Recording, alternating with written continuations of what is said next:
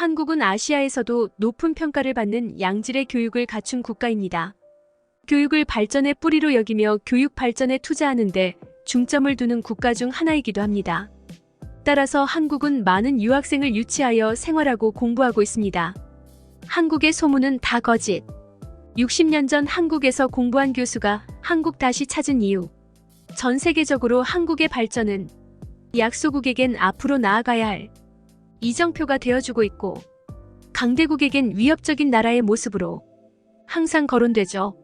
하지만 이런 모습을 시기 질투하는 주변국은 잘못된 소문을 만들어서 전 세계적으로 전파하고 있죠. 그래도 다행히 실존하지 않는 소문은 사람들에게 큰 힘을 낼 수는 없을 겁니다. 이러한 상황이 답답했던 미국의 한 대학 교수님이 커뮤니티에 글을 하나 올렸는데 꽤나 크게 사람들에게 호응을 얻고 있다고 해서 한번 글을 갖고 와봤습니다. 다 같이 한번 보시죠. 여러분들은 한국을 가보신 적이 있으신가요? 저는 60년 전 대학 졸업 후 전공과 관련된 연구를 위해 한국에서 5년간 생활을 한 적이 있었습니다. 제가 이런 쓸데없는 이야기를 하는 이유가 궁금하실 거라고 생각합니다. 이제 은퇴를 앞둔 학자의 입장에서 너무나 가슴 아픈 일이 학생들 세대에서 일어나고 있는 것 같아 제가 갖고 있는 추억과 경험이 그런 아픈 일이 조금은 진정될 수 있지 않을까 싶어서 글을 씁니다. 아까 말한 것처럼 60년 전 저는 한국의 상황을 보고 속된 말로 바닥에서부터 다시 시작하는 나라의 발전 형태를 공부하는 중이었고 그 당시엔 너무나 운이 좋았다고 생각을 했습니다. 한국을 가기 전까진 말이죠. 당연히 전쟁이 끝난 지 얼마 안 된 나라라는 생각에 아무것도 없을 것이라고 생각했던 한국에는 꽤나 높은 건물들이 지어져 있거나 대중교통도 시스템화되어가는 과정에 있었고 서울엔 벌써 포장도로가 깔려 있었죠. 한국을 도착해서 바라본 그런 발전적인 모습은 생각보다 많이 당황했지만 다행히 아직은 발전해야 되는 부분이 많이 보였기 때문에 그래도 꽤나 많은 것을 공부할 수 있을 거란 생각에 일단 자리를 잡았죠. 20대 중반의 백인 여자가 한국에서 할 수 있는 일은 거의 없었다고 볼 수 있었지만 다행히도 한 대학교의 교수님 덕분에 대학교의 조교와 영어 강사로 취업을 할 수 있었고 그렇게 한국에서의 5년을 보낼 수 있었으며 저는 기적의 순간에 그 자리에 있을 수 있었죠. 흔히 말하는 한강의 기적이라 불리는 그 시기에 제가 한국에 있었으니깐요. 강혜중 그 당시의 이야기를 하면 왜 그런지 모르겠지만 꼭 현재 후진국이라는 나라들과 비교해서 물어보곤 하는데 솔직히 제가 느끼기엔 지금 후진국이라고 불리는 동남아, 남미보다 상황이 더 안 좋았다고 생각을 하지만 분명히 다른 게 있었다고 말을 해주죠. 바로 국민들의 의식이 그러했습니다. 혹시 남미나 동남아를 가서 느끼신 분이 있을지 모르겠지만 대부분의 국민들이 상당히 긍정적이지만 발전적이진 않았고 그 와중에 발전적인 생각을 갖고 있는 사람들은 국가의 발전보단 개인의 인생을 더 중요시 생각해서 엘리 어느 정도 여력이 되면 본인들의 나라를 떠나기에 바쁘죠. 그렇게 세대가 지날수록 나라는 힘을 잃을 수밖에 없게 되었지만 한국은 달랐어요. 지금 이 글을 읽고 있는 사람들도 이야기만 들으면 소설 속의 내용이라고 생각할 수 있을 만큼 한국 사람들은 애국심이 대단했고 그런 마음은 당시의 외화벌이를 위해 독일로 노동자로서 진출을 했고 그 힘이 한국 발전의 밑거름이 되죠. 지금 시대처럼 외국에 나가서 일을 한다는 게 개인적인 커리어를 쌓기 위해서 하는 그런 일이 아니고 광부나 간호사 혹은 간호조무사로서 상당히 고강도의 노동을 하러 간 것이었죠. 그런 희생정신과 애국심이 결국은 발전을 이뤄냈다고 볼 수 있죠. 그렇게 많은 것을 느끼고 저는 미국으로 돌아온 후 지금까지 연구한 것과 학생 시절 배웠던 것을 바탕으로 논문을 하나 써서 학계에서 좋은 평가를 받고 그것을 바탕으로 저는 지금까지 경제학 교수로 활동을 할 수 있었습니다.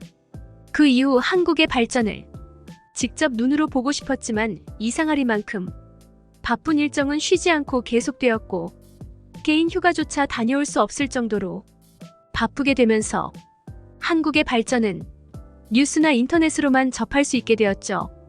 그렇게 이제 은퇴 전 안식년을 갖게 되면서 드디어 생각만 하던 한국을 방문할 수 있는 시간이 생겼습니다.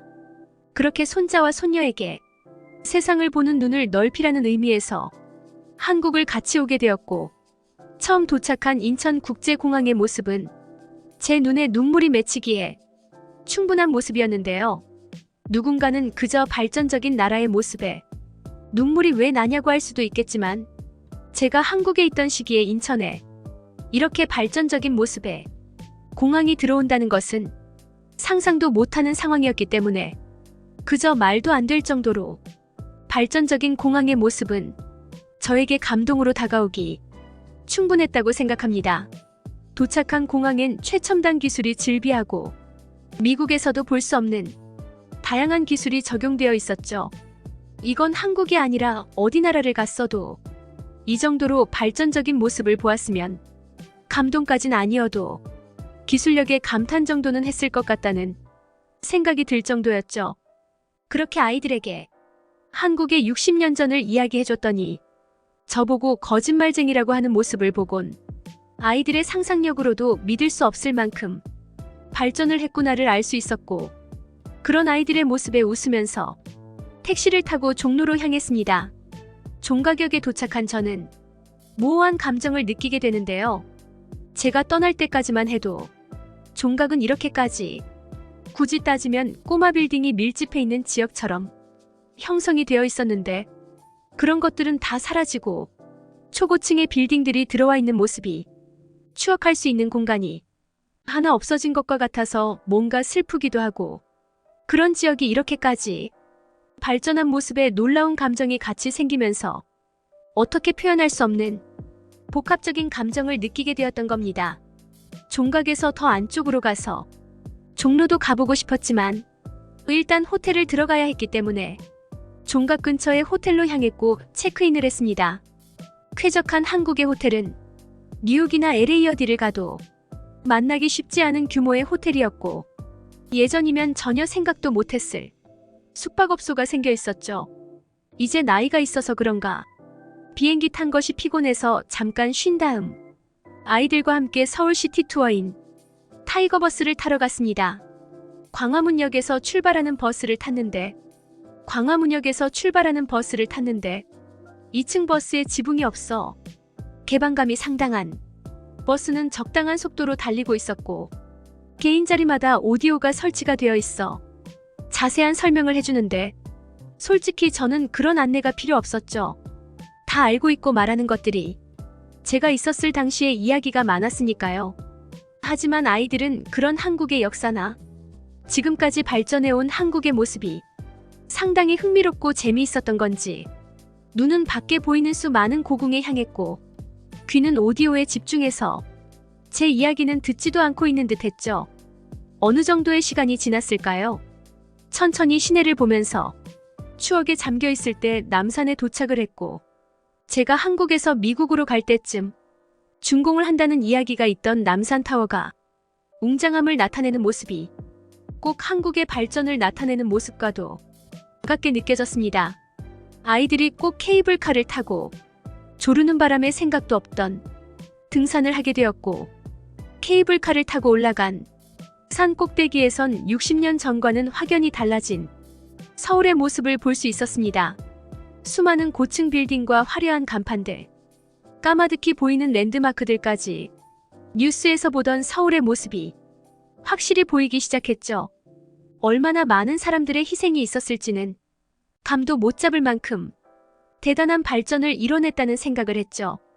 10층 건물을 지을 때 뉴스가 나오고 했던 것 같은데, 이제 10층 건물은 명함도 못 내밀 정도로 작아 보이게 되었고, 사방을 둘러봐도 보이는 고급 아파트들이 한국의 위상을 알 수 있게 만들어줬지만, 신기하게도 종로의 일정 부분들은 아직도 60년 전 그대로의 모습을 하고 있는 듯한 실루엣을 보여주고 있었죠. 그렇게 아이들도 이제 제가 한국에 있었을 때 겪었던 것들을 슬슬 믿기 시작했고, 제 이야기를 꼭 동화나 판타지 소설인 것처럼 많은 궁금증을 만들어냈으며 제 이야기에 집중을 하게 만들었죠. 그렇게 제가 있었던 때에 한국의 이야기를 해줬고 아이들은 한국의 발전은 정말 말도 안 되는 것 같다는 이야기에 저도 놀랄 수밖에 없었습니다. 아이들이 보아도 이런 발전이 말도 안 된다고 생각할 정도면 한국은 정말 기적을 만들어낸 게 맞겠죠. 계속 이야기를 하면서 내려온 우리는 172만 9,036 투어버스를 다시 타고 이동을 했고 삼청동에 도착한 우리들은 감탄을 금치 못했습니다. 걸어서는 못 볼 모습이었지만 많은 사람들이 한복을 입고 주위를 신경 쓰지 않고 걷는 모습은 꼭 조선으로 온 것만 같은 기분이 들 정도로 전통적인 느낌이 들었고 아이들은 그런 한복이 너무나 이쁘다고 눈을 반짝이고 있었죠.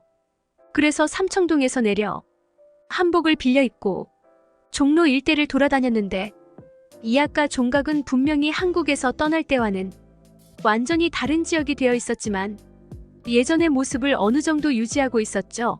FANGO 파크. 하지만 그것도 얼마 안 남았다고 느껴지는 게 슬슬 재개발을 하는 듯 새 건물들이 많이 들어오고 있는 게 보였죠.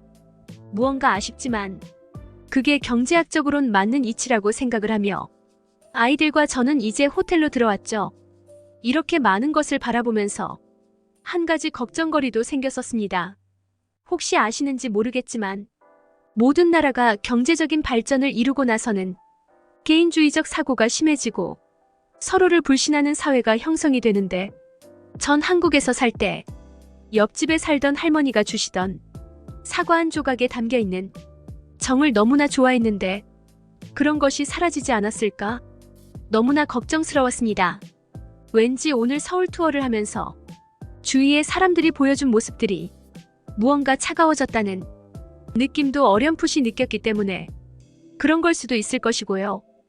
호텔의 직원들도 친절하긴 하지만 그 속이 비어있는 듯한 느낌이 많이 들고 정이란 개념보단 일을 하고 있다는 생각이 가득할 정도였죠. 그런 걱정을 가득 안고 결국 잠이 들었고 아침에 일어나서 그런 걱정은 깔끔히 사라졌습니다. 어제 저를 맞아주었던 호텔리어가 아침부터 따뜻하게 저의 건강과 안부를 물어주었고 불편한 점들을 처리해주겠다고 하는데 저는 이런 서비스가 절대로 호텔리어로서 당연한 것이 아님을 알고 있습니다. 외국의 수많은 호텔을 다녀봤지만 이런 경우는 처음이었고 버퍼 저에게 말을 거는 호텔리어의 눈빛에는 분명히 따뜻함이 느껴졌으니까요. 그리고 그런 모습이 아이들이 보았을 때도 저 호텔리어가 너무나 좋다고 이야기를 해주었죠. 그러면서 나이가 적지 않은 저를 끝까지 부축을 하고 식당까지 데려다 주어서 너무나 감사하다고 인사했더니 본인이 할머니와 같이 살았어서 예전 생각이 나 본인도 너무나 좋았다고 이야기하는데 눈물이 핑 돌 정도였죠. 기분 좋게 조식을 먹고 나오는 길에 아이들의 부주의함으로 제 안경이 바닥에 떨어졌고 당장 안경이 없으면 생활을 할 수 없는 저는 아까 그 직원에게 도움을 요청했지만 크게 기대는 하지 않았습니다. 제가 한국을 떠날 때 안경점들이 경상도에 슬슬 생기기 시작했던 것으로 기억을 하는데 아무리 경제적인 발전을 이뤄냈다고 해도 기술이란 것은 이야기가 다르죠. 특히 안경과 같이 역사가 오래된 기술일수록 말입니다.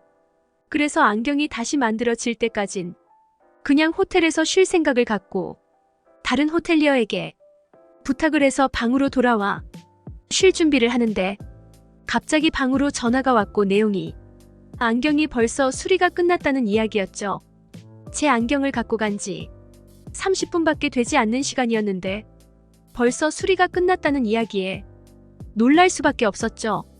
내려가서 본 안경은 제 안경이 아닌 다른 안경이었고 그냥 비슷한 안경을 갖고 온 건가 했지만 안경을 써보고 깜짝 놀랄 수밖에 없었습니다. 제 눈이랑 너무나 잘 맞았거든요.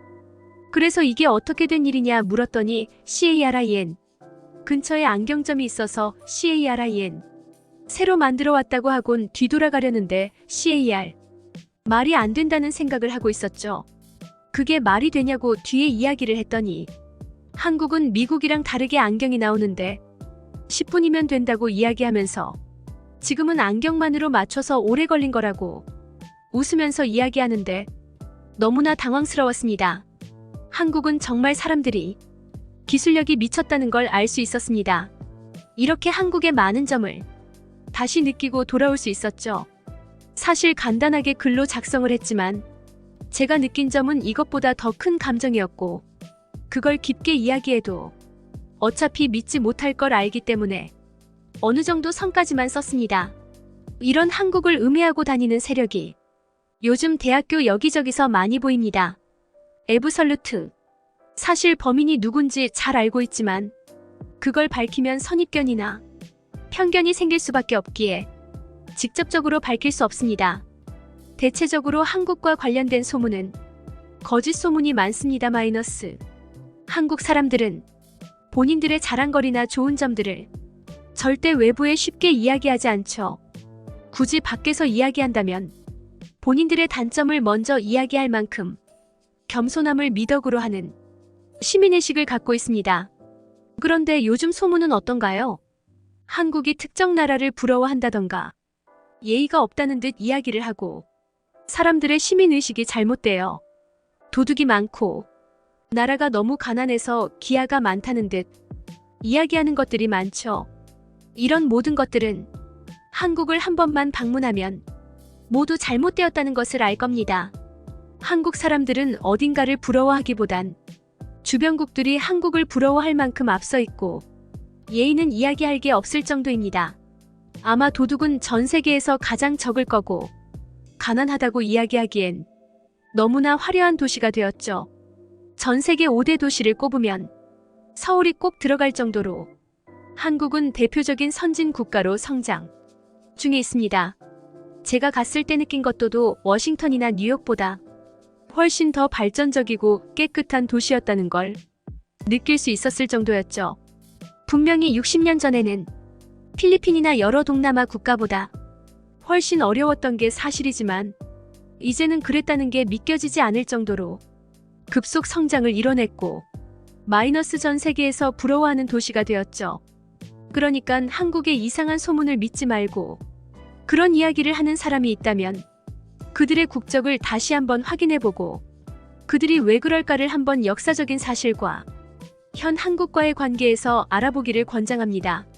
그러니 꼭 소문이 아닌 본인의 직접 경험으로 판단을 하길 바라며 한국은 한 번쯤은 무조건 방문해봐야 하는 나라라고 생각하니 제 생각에 동의한다면 모두들 한 번씩 방문해보시길 바라겠습니다.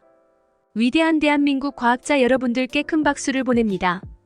더욱 분발하셔서 세계 최고의 기술력으로 더욱 나라를 빛내주시길 기대합니다.